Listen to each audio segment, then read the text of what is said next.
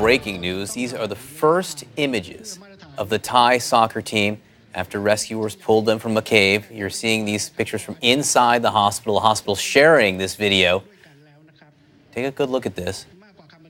Doctors say all 12 boys who were rescued are now healthy. What a welcome sight that is. I want to bring in CNN international correspondent Matt Rivers, who is in Thailand, and CNN chief medical correspondent Dr. Sanjay Gupta as well. Matt, first give us an update.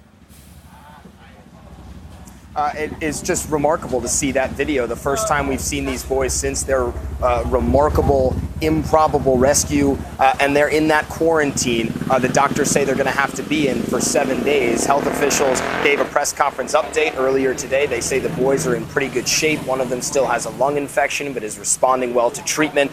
And their parents have come to the hospital today throughout the day for the closest thing they can get to a reunion. You can see in that video they have to be on the other side of that glass wall. But, you know, you look at the boys in that video, they look to be in pretty good shape, John. Just absolutely a remarkable development and something that all of Thailand is celebrating right now. You know, Sanjay, you're looking at this for the first time along with the rest of us right now. We see the kids in quarantine. They have the face masks on, this clean setting. What do you see and what have you heard about their condition? Yeah, I mean, as Matt was saying, they obviously look pretty good. You know, whenever you look at a hospital setting like this, you're trying to look to see if there's any machines or IVs or things that the boys, medications the boys are receiving.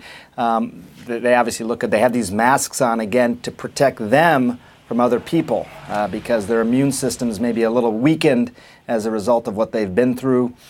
We know they've lost about 4 pounds on average, you know, as a result of being in the cave for 2.5 weeks. So, but they look good, and we also hear that they're talking back and forth to each other quite a bit. One of the things that was mentioned was they're looking for signs of depression or anxiety. It's still very early. This is something they're going to need to look for weeks and months, but right now they say that they're doing well. Psychologists, ophthalmologists, other specialists will be visiting the boys today as well.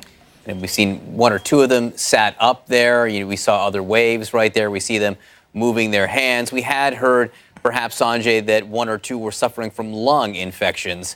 Is that something that will play out over this 7-day quarantine? Well, typically you want to figure out what is causing the lung infection. And, John, common things are common first, meaning that, you know, is it a viral type pneumonia picture or bacterial? There are some more unusual pathogens that can cause infections if someone is in a cave for this long. They're going to check for all that. Depending on what it is, it's going to require treatment, probably IV antibiotics for a few days and then just oral antibiotics. So they keep saying 7 days. That timetable, my guess is, especially, John, after looking at this video, that timetable might be accelerated. Matt Rivers, I had a chance to speak with a couple of American Air Force personnel who were involved in the dive rescue before. They had told me, frankly, there were several moments of doubt that they would be able to pull it off. Over the last 24 hours, we've heard from Thai officials who led this operation. What did we learn about just how monumental it was? Well, we've actually seen video from inside the cave where you see them, John, dragging these boys who look kind of out of it. Now, there's been some reports that CNN hasn't confirmed that the boys were sedated in some way. We haven't confirmed that, but they do look out of it while being brought out of the cave. But you see the video from inside this cave where they're dragging these boys over incredibly sharp rocks. There's water on the ground. They have to go up and down. The passageways are incredibly narrow. And what we didn't see was them actually in the underwater part of that cave. So the fact that it took as many hours as it did, by seeing that video, you can see how physically demanding this was and how at every step of the way, you know, you're 1 step away from falling, from the kids being hurt further. The fact that they were brought out of this cave, the fact that it took so long to do, the fact that the conditions were so treacherous, which we can now see for ourselves based on some of the video we've seen.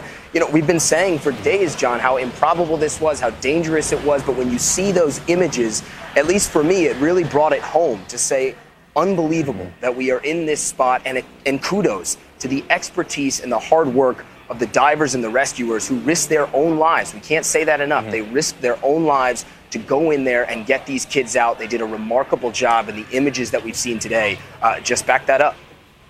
All right, Matt Rivers for us, Sanjay as well. Let's get one more look at that new video of those children, the Thai soccer team rescued. We see them now in the hospital. This is the first chance we've had to see them during their recovery. Thank goodness for this.